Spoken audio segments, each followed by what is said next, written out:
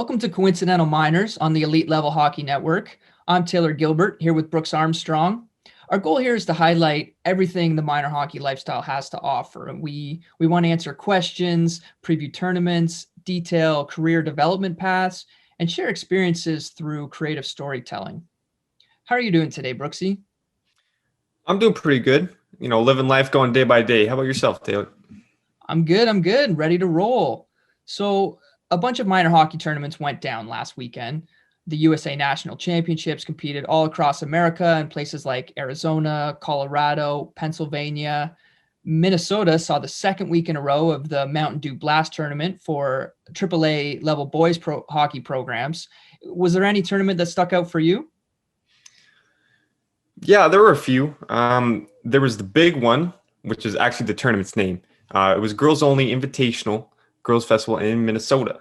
And there was also the Music City Invitational down in Nashville, which was put on by the popular furniture store, the Brick. I know the Brick holds a series of tournaments. This was just one of many, right? Yeah, so the whole Brick series spawned from the success of the Brick Invitational that started back in 1990 in Edmonton, Alberta. Bill Comrie, the founder of the Brick, he wanted to put together a youth hockey tournament. His son was around the age at the time. However, I sat down with Andy Wigston, executive director of the tournament, and discussed the history of the Brick Invitational and how it became what it is today.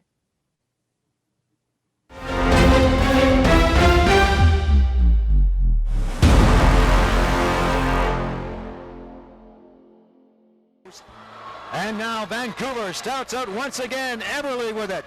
Eberle to Johnson. Eberle skated off into the corner, and here's an opportunity for Toronto as they start back. Steve Stamkos and Nigro. Tony Nigro. There's the shot by Stamkos. It was high, but you gotta be impressed with the glove hand of Martin Jones. Eberle, Stamkos, Jones, Point, Barzell, and Matthews. One thing these NHLers and many others have in common, they all played in the Brick Invitational Hockey Tournament. Andy Wigston, executive director of the Brick Invitational, has been helping present the yearly tournament since its beginning. It started in 1990, and I know one of the things you want to know is, why did you start this? Yeah. My first question was, and it might be a long-winded answer, and I'm okay with that. Like, whose idea was it to start the Brick Invitational Hockey Tournament, and how did it develop into what it is today? Okay, so started with Bill Comrie. We were sitting around. We all worked for the Brick.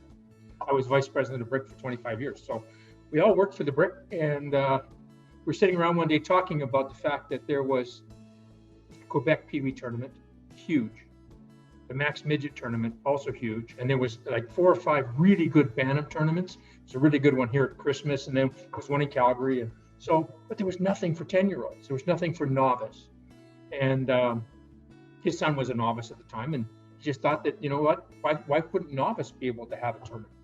So we said, well, what would we do? And we'd opened a store in West Edmonton Mall, so the ice was there, and we talked to them. And what the mall had done originally was you got so much ice time a year if you were just for family skates and stuff like that if you wanted. So we went to them and said, here's what we'd like to do. We'd probably like to run a hockey tournament. And they thought it was a good idea. After renovating the rink inside the mall, 8 teams were selected to participate in the 3-day tournament. Between organized games for the kids off the ice, a Sunday morning skills competition, and hardware for the top scorer, MVP, and tournament winners, the first year of the event was a success. Yeah, afterwards we finished and we looked and said, you know what, that worked out really, really well. We should do this again. So we talked to the teams, they all wanted to come back. So that's how it started. And we had 8 teams for, actually we had 8 teams from 90 to 92, and then 10 teams from 93 and 94. Then we went to 12 and 95. And in 2011, we went to 14, and that's it. We cannot make it work with any more. So we're 14 teams. So, realistically, we've put over 6,200 kids in this program, run the program. 203 played in the NHL. And so it's been a real interesting thing. Plus, the mall's thrilled because we bring close to 1,000 people in the mall every year who's never seen it. Some of the mall people say it's like Christmas. Some of the mall people say it's better than Christmas. Players competing in the tournament are some of the best in their age group. This level of competitiveness remains consistent due to the Brick Invitational selection process. We built a criteria. Criteria is you must commit for 3 years to bring a 10-year-old team for 3 years. In that 3 years, that's sort of like your initiation. In that 3 years, if you end up not being competitive in 3 years, then it's not going to work. This is a really high-level tournament for this age group. So everybody comes in. We always talk about this. Everybody comes in. They think they've got the best team in the world for the first time. They don't win a game. They come up to us afterwards and say, I never knew it was going to be like this. I'll be ready next year. Next year, they might make the playoffs. The third year, they come to win it. And we find that, right? Some of these teams have been with us. Like Los Angeles has had a team in here for 32 years, 31 years. So has Vancouver. Different teams, but still had a team in, right? So you have to give us a 3-year commitment. You have to be able to make sure you come every year. You bring 2 sets of, we have all these different little rules, but your players have to come from your state or province. You're allowed 3 imports, right? But they have to come. And if an import comes from, let's say, a Saskatchewan player wants to play for Winnipeg and he's been cut from Saskatchewan, he still has to get a release from Saskatchewan to go play in Winnipeg. So, and it's really clean. It works really, really well. And then, so that's how we pick it. And then if another team comes along, like right now, I think I've got 6 on the waiting list of teams that want to come in. We've had a team from Ottawa wanting to get in for about 5 years now. I already have 2 Ontario teams. Can't quite make that happen, right? So is there a chance of getting in if one of you say you have 14 teams now, is that if one of them kind of becomes less competitive and can't keep up, then you slot another one in? Or? Exactly. We've done that a couple of times where we sat down in September after the tournament and we say, okay, how did everybody think? So then we look at, like this year, I think I've got 4 teams that are on their 3-year up. So we review them every 3 years, every team.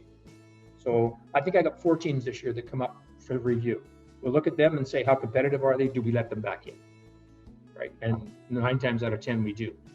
We're not into trying to bring in more teams or better teams or whatever. We want this to run smoothly. These guys have programs that in their cities, like they just love, they're loved because they come to this tournament. I don't want to mess with that if it works. Right. And the teams that come here do, it works. We got 7 Canadian, 7 American. It works out really, really well. So if I lose an American team, I've got some American teams on the waiting list. If I lose a Canadian team, same thing. The tournament has developed into a once-in-a-lifetime experience for the kids. Players have gone on to play in the NHL, the CHL, and various Canadian and American universities. Did you know what you were getting into when you first signed up for it? The first 3 or 4 years was absolutely one of the most fun things I've ever done. I mean, without question.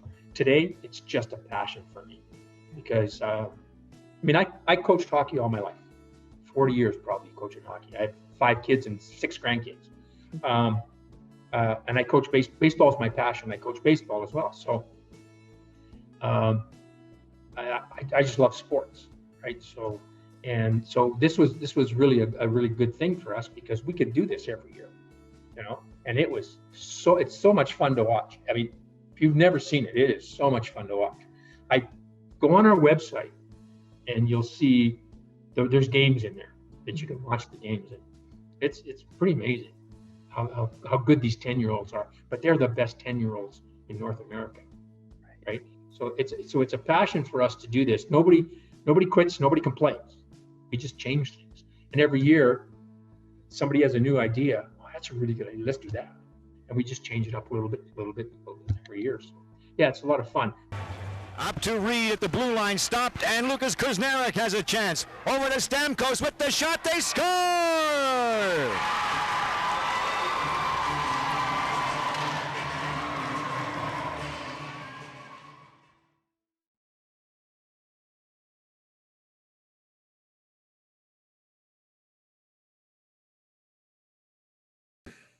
Yeah, that truly sounds like a must-see tournament, especially if you want to know some of the future NHLers and their names.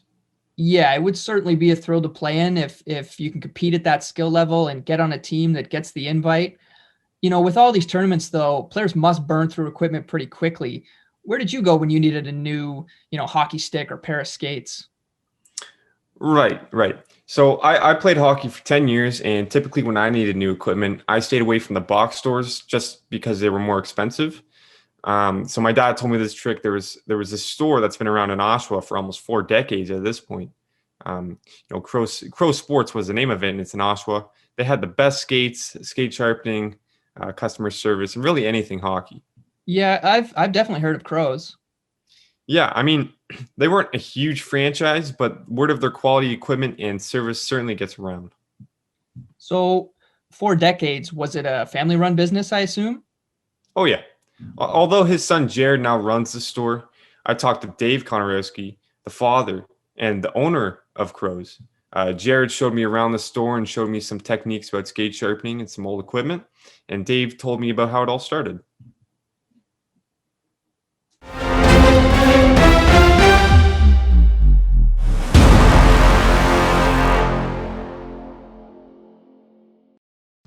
For over 35 years, hockey enthusiasts in Oshawa, Ontario have seen many local hockey shops open and close their doors. Only one store has stayed reliable throughout the many years. Crow Sports is owned by Oshawa resident Dave Konorowski. He started the business with a single skate sharpening machine in his own home. His son, Jared Konorowski, runs the store now. Issues with Dave's regular skate sharpening technician forced him to buy his own machine. This initiated the 35 plus years of fine experience and detail that has gone into making customers satisfied and returning for more. Your feet are the beginning of balance and posture. So when your feet are positioned properly, your whole body performs better. Dave emphasized the radius of the blade is unmatched in the skate industry. Big box stores tend to send skates that need attention to Crow Sports, creating good business for the shop. It's the grayest area in hockey is the shape of your blade. Dave spent a lot of man hours perfecting his technique in skate sharpening with various skaters, both professional and amateur. It is fair to call him an expert in this field. Dave truly knows his skate sharpening technique is one of the best in North America and possibly beyond the borders. The only continent I'm not on is the Antarctica, and I probably might even be on that one. Dave has worked on skates all around the world. Customers will travel 100 plus kilometers every 2 weeks just to come to Crow Sports for the service provided. Dave said customer satisfaction is an asset for customers to return. The skate machine was just the beginning of Crow Sports. Although skate sharpening provided by the shop is one, if not, the biggest reason for business, there are many options for goalie and player equipment for hockey.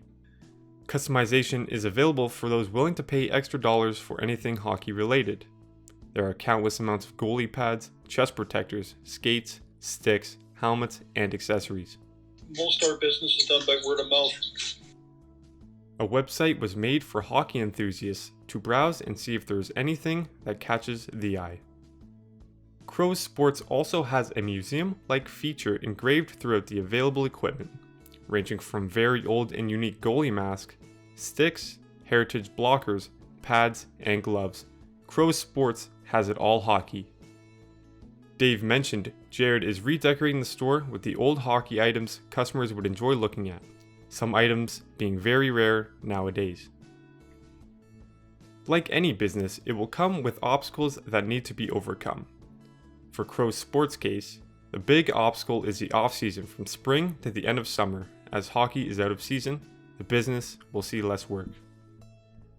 But that never stopped the shop for the 35 plus years it has been around. You usually get what you put into it. If you think it's going to come to you easy, forget it. Being self-employed means working hours beyond 9 to 5. From fairly priced equipment and services with immense attention to detail and customer satisfaction, it is easy to see why Crow Sports has been around for almost 4 decades, and why it will remain the go-to spot for hockey care and products for many years to come.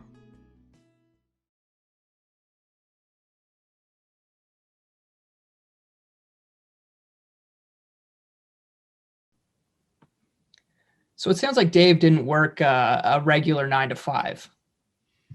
No, he didn't. He was a self-made businessman with his own business. So I think people have the idea that the owner of a hockey shop might be easy. But I talked to Dave about this, and during the regular months of the hockey season, although the store would close around 8 or 8:30, Dave would typically stay around from 10 to 10:30 just to prepare for the next busy day. Well, I bet he put a lot of hard work into his shop. I spoke to a guy recently who also worked at a sporting goods store growing up, and his experience actually helped him go viral. Oh, that was a tape job video, right? Yeah, that video was awesome. Yeah, it's up over, I don't know, 20 million views now. Wow, that's a lot. How fast did this speed demon actually tape the hockey stick, though? Well, okay, that speed demon is Shane Hoskin from Belleville, Ontario. And believe it or not, he managed to fully tape the blade of the hockey stick in under 5 seconds. So naturally, I reached out to Shane to ask him how he was able to do it so fast and how he's adjusting to life as a famous TikToker.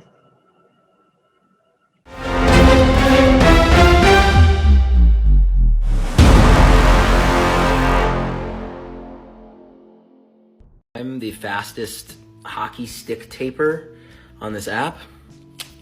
It has to be standard tape though, and then you heel to toe. To challenge anyone who thinks that they can tape a stick faster than me. If you can do it faster than me, go ahead, duet this, tag me, whatever. But here we go. 3, 2, 1. What TikToker Joey Sofo, who issued the tape job challenge, didn't know was that Shane Hoskin from Belleville, Ontario, had plenty of practice taping hockey sticks. I had no idea. Like, I was downstairs in my basement doing some stuff, and my son comes down and he said, "You see this guy taping the stick?" He says, "Can you do that?" And I went, "Yeah, I did. Remember I did that a couple years ago in front of your friends." And I said, "I could probably beat that." And honest, I did it once. I haven't taped a stick in 2 years before he asked me. And that was my first try in like 2 years. And he just came down and said, "Can you beat him?" And I went, "Yep."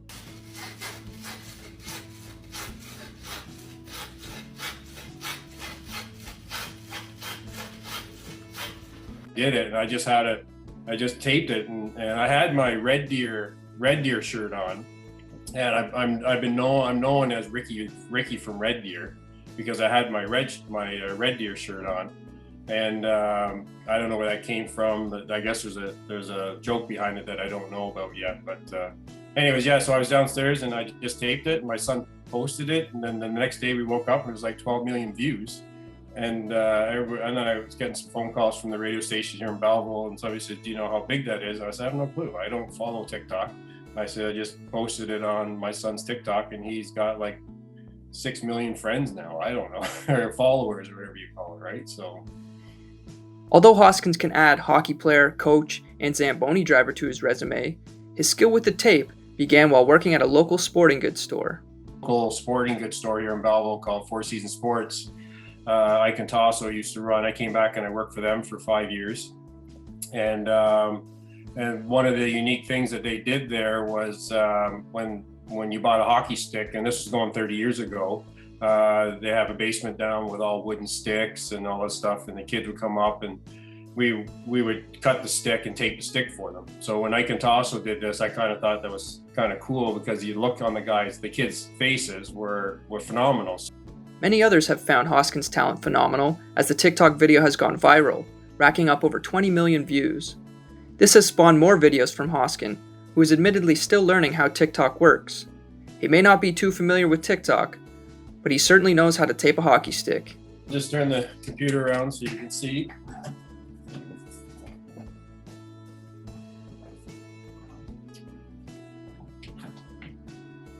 So you want me to do top and bottom or just the bottom? Both is good. Oh, okay.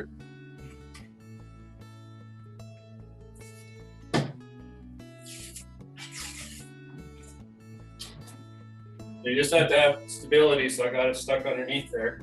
It's good, you can see it? Okay.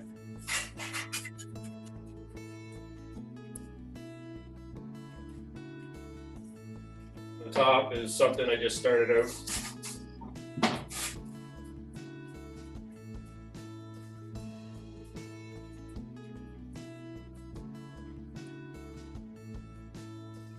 So what the bottom looks like. So it's not bad. Oh. So I can play with that. Anybody can play with that. And then that's the top as well. So Stick's all ready to go. Fastest hands in the north. yeah.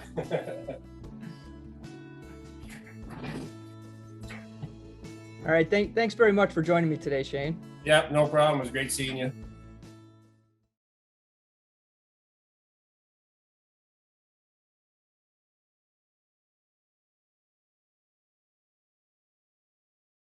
That's honestly pretty wild stuff. I mean, I could probably tape a stick relatively quickly, but it's not going to be anywhere near this guy's caliber. Yeah, I don't think anyone's taping a stick faster than him anytime soon. Well, I guess since our hockey careers never really went anywhere, we could always try to make it on TikTok. I think we should quit while we're ahead. So on that note, thanks for joining us on our first episode of Coincidental Minors. Keep an eye out for our next episode coming soon, and visit elitelevelhockey.com for all your minor hockey content. Until then, keep your sticks on the ice. Hey, stay hungry for hockey.